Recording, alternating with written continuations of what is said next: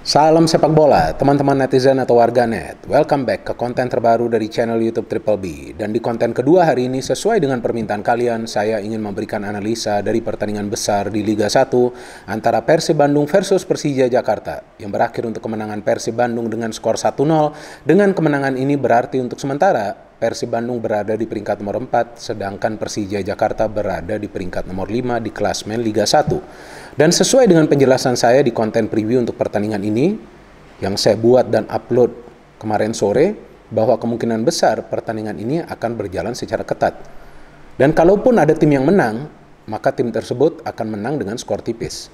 Dan ternyata itu yang terjadi. Karena saya sudah feeling kemungkinan para pemain akan istilahnya adu mekanik di atas lapangan. Karena dua tim ini kan bermain mengandalkan cara bermain yang mirip ya, yaitu passing dan juga pressing. Jadi ketika ada dua tim yang bermain dengan mengandalkan gaya permainan yang mirip, tentu pertandingan akan berjalan ketat dan tidak akan mudah bagi para pemain dari kedua tim tersebut untuk bisa membangun serangan dan memberikan umpan-umpan yang akurat ke ruang pertahanan dari tim lawan. Dan betul kan itu yang terjadi, gak gampang bagi masing-masing tim untuk menciptakan peluang tadi. Dari Persija gak banyak peluang, dari Persib Bandung juga gak banyak peluang. Dan bagusnya kan bagi Persib Bandung bahwa mereka punya kedalaman skuad. Maka itu ketika rencana permainan dari Luis Milla ini tidak berjalan secara mulus, maka dia bisa melakukan pergantian pemain untuk mengubah sedikit banyak permainan dari Persib Bandung. Karena setelah dia melakukan pergantian pemain tersebutlah Persib Bandung bisa mencetak gol. David Da Silva yang memberikan assist itu kan adalah pemain pengganti. Robby Darwish yang bermain menambah kekuatan bagi Persib di tengah. Ahmad Jufrianto yang masuk setelah Persib unggul kalau nggak salah di menit ke-70-an memberikan pengamanan ekstra di lini pertahanan dari Persib. Padahal Persija Jakarta nggak bermain buruk di pertandingan ini, sama sekali nggak buruk. Cuma ya tampak jelas para pemain Persija itu kesulitan untuk memberikan final pass ketika mereka sudah masuk ke ruang pertahanan dari Persib Bandung. Antara ragu-ragu atau juga tergesa-gesa. Tapi overall permainan mereka impresif. Karena mereka juga berani nyerang ke ruang pertahanan dari Persib. Jadi mereka gak istilahnya bermain parkir bis. Sesuai juga dengan apa yang saya jelaskan di konten preview. Maka itu, nontonlah konten preview tersebut. Dan seringlah nonton konten preview dari channel YouTube Triple B. Karena apa yang saya sering katakan itu adalah sesuai dengan fakta dan kemungkinan cara bermain dari dua tim yang akan bertanding. Dan tampak jelaslah Luis Milla ini paham dengan karakter para pemainnya. Maka itu ketika dia melihat bahwa Persib Bandung kehilangan pressing di tengah, maka dia memainkan Robby Darwish. Dan Thomas Doll juga memainkan pemain pengganti kan, melakukan perubahan, melakukan pergantian pemain. Tapi pemain-pemain yang masuk sebagai pemain pengganti ini tidak bisa mengimbangi ritme permainan dari pemain-pemain Persija yang sudah main dari awal. Jadi tampak mereka sedikit sulit untuk bisa menjalin kerjasama. Maka itu setelah masuk beberapa pemain pengganti, memang Persija bisa menyerang. Tapi kerjasamanya sedikit berkurang. Nah artinya memang chemistry di antara para pemain Persija yang biasa bermain sebagai starter dan juga yang biasa bermain sebagai pemain pengganti atau juga sebagai pemain pelapis ini belum bagus. Nah ini yang perlu dibenahi oleh Thomas Doll. Dan ketika Luis Milla pertama kali melatih Persib Bandung, saya pernah menjelaskan di salah satu konten dari Triple B, di mana ada beberapa juga di antara kalian yang berkomen secara sarkas ya, bahwa nih Bung Binder asal nyenengin aja nih para pendukung Persib Bandung. Karena memang saya memuji Luis Milla. Kenapa gak saya muji sih pelatih ini? Karena saya tahu dia punya kemampuan untuk meracik taktik agar sebuah tim itu pertama-tama bisa bermain dengan cara yang benar. Kemudian dia punya kemampuan untuk meningkatkan performa para pemain di tim manapun yang dia latih. Saya tahu itu karena saya mengikuti track record dari Luis Milla ini. Bahkan ketika Luis Milla itu dikontrak oleh Persib kan pernah saya jelaskan di salah satu konten dari channel YouTube Triple B. Kaget saya gak nyangka. Loh ini kan pelatih yang biasa menangani timnas. Ternyata dia melatih Persib Bandung dan lihatlah perubahannya kan. Kita jangan cuma melihat perubahan Persib Bandung itu dari segi statistik. Jangan lihat jumlah menangnya. Jangan lihat saja bahwa sejak dilatih oleh Luis Milla, sejak dia berada di pinggir lapangan, Persib ini tidak terkalahkan. Enggak, lihat cara bermain mereka. Lihat betapa sulitnya para pemain Persib itu bisa keluar dari pressure para pemain tim lawan. Sebelumnya juga lawan Persikabo berat banget tuh mereka main. Dengan jadwal yang padat kan, bahkan mereka nggak terkalahkan di sistem bubble. Dan lihat di pertandingan tadi, sama sekali bukan pertandingan yang mudah bagi para pemain Persib Bandung. Yes, mereka mendapatkan penalti. Tapi bukan berarti juga mereka bisa dengan mudah melancarkan serangan ke pertahanan dari Persija. Enggak, ini pertandingan yang sangat sulit juga bagi mereka. Tapi pada akhirnya mereka bisa menang. Ya karena saya melihat fighting spirit juga di antara para pemain Persib dan juga mereka konsisten coba untuk menggempur pertahanan Persija. Karena inilah momen mereka untuk meraih kemenangan karena bermain di kandang sendiri. Maka itu juga sesuai yang saya jelaskan di konten preview bahwa meskipun persentasenya 50-50, tapi ya jelas Persib diunggulkan karena mereka bermain di kandang sendiri. Supportnya luar biasa dari para supporter yang hadir. Sedangkan bagi Persija Jakarta, mereka bermain dengan sistem yang memang mereka andalkan dan itu cukup berhasil. Tapi sayangnya, ketika mereka tidak bisa memanfaatkan sejumlah peluang di ruang pertahanan tim lawan, disitulah kesulitan bagi mereka untuk menciptakan banyak peluang emas. Padahal dari segi pergerakan mereka sudah terlihat cukup membahayakan pertahanan dari Persib Bandung. Seperti yang saya katakan, ini para pemain Persib ketika berhadapan one-on-one dengan para pemain tim lawan, kemungkinan akan kewalahan. Dan benar kan, kewalahan mereka. Kremencik berapa kali itu bisa masuk.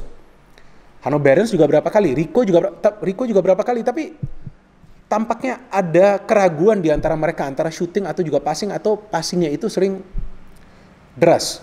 Sedangkan dari Persib saya melihat mereka sedikit lebih tenang, walaupun mereka juga press terus, tapi ada ketenangan di antara para pemain mereka ketika mereka masuk ke ruang pertahanan Persija. Cuman memang para pemain Persija di pertahanan juga cukup solid. Cuma perbedaannya adalah ketika Robby Darwish masuk, di sana dia bisa fight. Ngerti gak? Di sana dia memberikan tambahan kekuatan di tengah. Karena terus terang saya melihat dari awal tuh Reski Fandi ini sangat dominan. Dia menyulitkan pergerakan dari Beckham Putra. Tapi ketika Robby Darwish masuk, kalau nggak salah tuh mungkin 1 atau 2 menit sebelum gol tercipta. Terus kemudian kan gol tercipta, udah di-press terus di tengah. Maka itu mau nggak mau para pemain Persija bermain sedikit berbeda. Harus cepat mengalirkan bola ke depan. Nggak biasa kan? Biasanya kan main kombinasi passing. Karena sudah ada Robby Darwish ini. Dan David da Silva juga masuk untuk membantu Ciro, karena Ciro tampak terisolasi, dia bekerja sendirian di depan. Mau gak mau dia harus lebih banyak bergerak, karena dia terisolasi, dia sepertinya kehilangan rekannya nih, David da Silva. Ezra juga kan gak bisa memberikan support yang dia perlukan. Tapi ketika David masuk, tampak chemistry di antara kedua pemain ini lebih mencair. Dan juga serangan dari Persib lebih terstruktur. Dan memang kita bisa melihat bahwa kesulitan bagi para pemain di pertandingan ini adalah untuk bisa memberikan pressing dengan cara yang benar ya, agar tidak banyak melakukan pelanggaran. Karena ya saya melihat jarak di antara para pemain ini dekat banget. Jadi memang dua tim ini bermain mengandalkan strategi compact football. Jadi mereka memadatkan lini tengah agar bola ini lebih banyak berada di lini tengah. Nah, pemain yang bisa mengalirkan bola secara cepat dan juga akurat ke lini pertahanan tim lawan, tim tersebutlah yang akan bisa menciptakan lebih banyak peluang. Tapi itu juga sulit dilakukan oleh kedua tim ini. Jadi kuncinya adalah untuk bermain dengan sabar. Nah, ketika masuk David da Silva ini kan bisa lama ya menguasai bola ya. Dan ketika dia bisa lama menguasai bola, nah itu memberikan chance bagi pemain lain untuk mencari ruang. Seperti di proses gol. Ketika Ciro kasih bola ke David, dia tunggu sebentar aja tuh. Baru dia kasih lagi bola ke Ciro Alves. Dan juga sebetulnya Ciro Alves tidak berada dalam posisi yang menguntungkan. Karena sebetulnya Ferrari udah masuk, tapi Ferrari terjatuh. Baru kemudian Ciro Alves bisa mencetak gol. Dan memang Beckham Putra miss penalti ya, tapi kita juga gak bisa menyalahkan mereka. Memang sudah saya katakan bahwa penjaga gawang dari Persija ini lagi bagus-bagusnya. Andri Tani kan terbukti dia save itu penalti kan. Dan saya pikir gak ada hubungannya juga dengan Beckham Putra ini masih pemain muda, enggak. Karena memang dia sebetulnya sudah coba untuk mengecoh Andri Tani, tapi bisa dibaca. Seandainya Beckham miss, tendangannya melayang atau terkena tiang, nah mungkin itu mental dia memang gak kuat ya. Tapi dia memang sudah menargetkan ke pojok sebelah kanan tuh posisi Andri Tani, tapi bisa dibaca. Dan kita bisa melihat lah bagaimana pemain-pemain senior di Persib Bandung ini sangat berpengaruh ya, seperti Victor Igbonevo, kemudian ada Deddy Kusnandar. Lihat lah Deddy Kusnandar, permainannya bisa bagus begini. Sejak dilatih oleh Luis Milla, lihat bagaimana dia bisa mengalirkan bola dengan tenang, iya kan? Dan Robby Darwish ini yang menarik nih teman-teman. Kalau bagi saya man of the match-nya di pertandingan ini adalah Robby Darwish. Ngeyel banget nih pemain. Dia press terus, dia counter press terus. Jadi para pemain Persija semakin kesulitan untuk mengalirkan bola. Sebelum ada Robby Darwish, saya melihat agak soft pressing dari Persib Bandung ya. Saya perlu memberikan analisa secara fair. Dan ya sekarang kita bisa melihat bahwa Persib Bandung mulai matang dengan permainan mereka. Mereka bisa keluar dari kesulitan yang tadi mereka hadapi. Dan memang sih secara ball possession mereka unggul karena para pemain mereka lebih bersabar dalam mengalirkan bola. Dan juga kita lihat bahwa bagi Luis Milla, dia telah melakukan perubahan yang sangat amat signifikan. Ini bukan secara kebetulan saja perubahan yang dia buat. Dan tentu bukan karena faktor keberuntungan, karena di pertandingan ini juga Persib tidak diperkuat ya oleh beberapa pemain pilar mereka dari awal, bahkan 3 pemain timnas gak main kan, seperti Ricky Kambuaya, Maklok, dan juga Rahmat Irianto. David Da Silva saja dari awal gak main kan karena gak fit 100%. Tapi sebetulnya Persib masih bisa menciptakan peluang dengan pemain yang memang available atau fit untuk bermain dari awal. Dan Persija Jakarta sebetulnya sudah mendapatkan materi pemain yang mereka perlukan, kecuali Abdullah Yusuf Helal ya, karena kan Syahrin Abimanyu dan juga Hansa Muyame bisa bermain. Tapi ya itu dia, ketika terlalu lama mengambil keputusan di ruang pertahanan tim lawan, ya sulit untuk bisa memanfaatkan situasi yang menguntungkan. So it is a good win for Persib Bandung. Jadi setelah sebelumnya, kalau nggak salah di awal musim, kalau saya nggak salah kayaknya berada di zona degradasi ya Persib ya, kalau nggak salah di awal musim kan. Tapi sekarang mereka sudah berada di peringkat nomor 4 untuk sementara. Dan sejak Luis Milla melatih Persib Bandung nih, mereka belum kalah loh teman-teman. Terakhir kalah tuh lawan PSM Makassar ya, ketika Luis Milla memang nggak ada di pinggir lapangan kan. Dan Persija Jakarta telah 3 kali kalah, tinggal sekarang bagaimana mereka menambah pemain di skuad mereka. Karena jelas dari segi kedalaman nih kurang. Seperti yang saya jelaskan, mereka dari segi kedalaman skuad memang pemainnya cukup, tapi tidak cukup pengalaman. Jadi bagi sebuah tim yang ingin lama bersaing di papan atas dan juga konsisten meraih kemenangan, mereka perlu punya kedalaman skuad dengan pemain-pemain yang mayoritas adalah pemain-pemain yang berpengalaman. Bukan artinya nggak boleh pakai pemain muda, boleh pemain muda. Dan pemain muda ini kan akan membutuhkan waktu untuk bisa bermain sebagai satu unit dengan pemain-pemain senior lainnya, yang juga sekarang sedang dilakukan oleh Persib Bandung dan juga Persija Jakarta. Tapi jujur saya tadi melihat pertandingan berjalan seru dan menarik, dan juga meskipun para pemain dari kedua tim bermain agresif, tapi saya tidak melihat mereka bermain kasar. Dan juga salut kepada para supporter yang hadir di stadion, menjaga ketertiban, itu yang kita inginkan teman-teman. Dan saya harapkan, jujur saya harapkan, bahwa semoga nanti in the future, di masa depan, ya semua tim yang bermain ya, para supporter mereka bisa berbagi tribun di dalam stadion teman-teman. Tapi yang penting itu dia, terus jagalah ketertiban agar kita semua bisa menikmati jalannya pertandingan. Dan saya sangat terhibur dengan pertandingan tadi, berjalan ketat, dan akhirnya ada Ciro Alves yang bisa mencetak gol. What a gol. Dan tampak jelas lah Ciro Alves ini bermain dengan hati.